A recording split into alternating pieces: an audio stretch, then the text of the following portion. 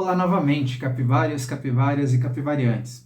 Hoje teremos uma aula de conjuntos numéricos. Bem, do que se tratam conjuntos numéricos, afinal? É uma forma ou diferentes formas de categorizar os números de acordo com as suas principais características. Continua acompanhando o conteúdo com a gente, pega o caderno, caneta, lápis, borracha, seja lá o que você usa para escrever, até mesmo o seu computador se for o caso, e segue o conteúdo. Vamos começar logo na sequência.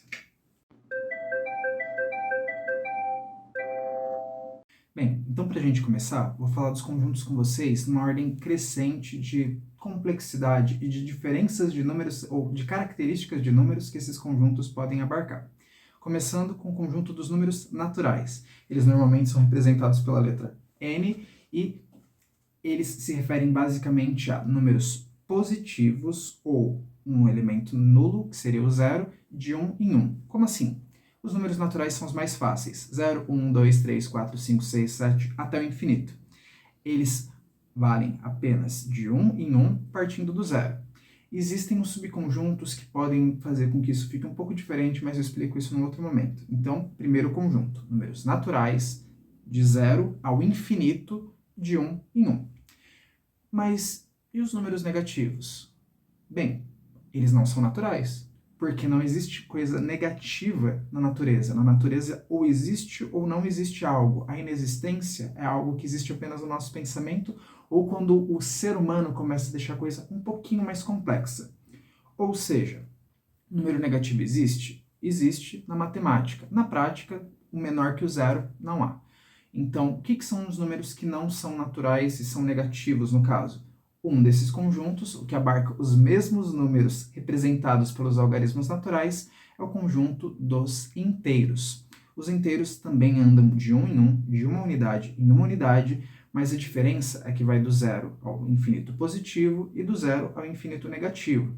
Então, o conjunto dos números inteiros são, por exemplo, 0, 1, 2, 3, 4, 5, até o final do infinito, e 0, menos 1, menos 2, menos 3, menos 4, menos 5, menos 20, menos 50, até um infinito negativo.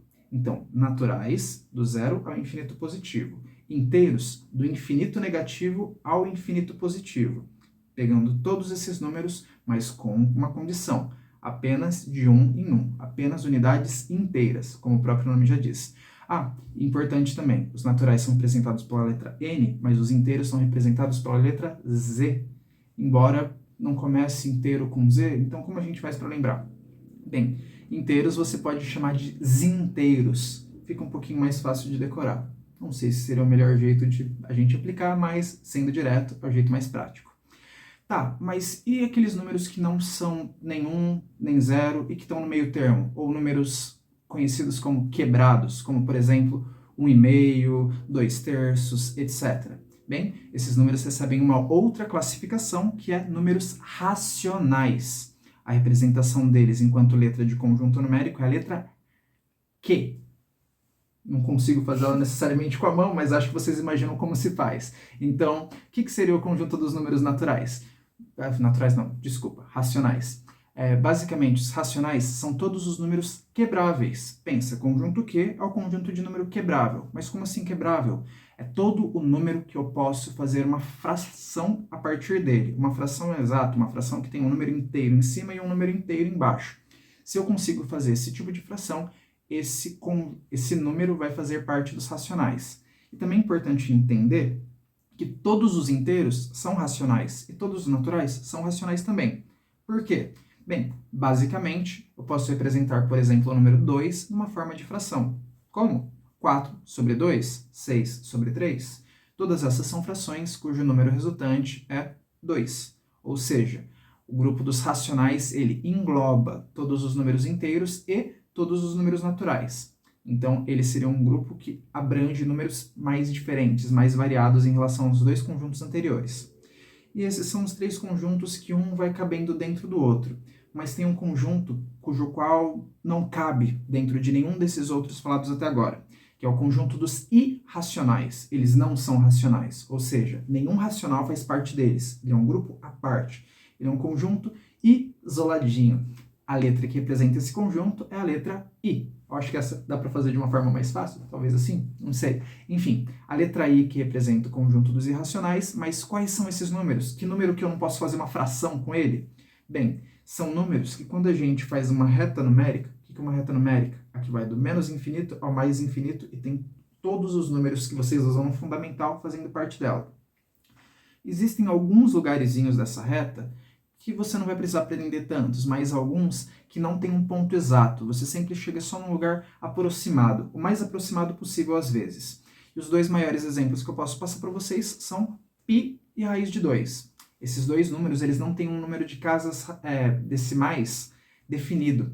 Eles são números que são dízimas não periódicas, ou seja, é uma dízima, um conjunto quase ou que tende ao infinito de números, mas que não possui um período. Isso eu explico num outro momento, quando a gente for fazer geratriz e dízimas, mas enfim.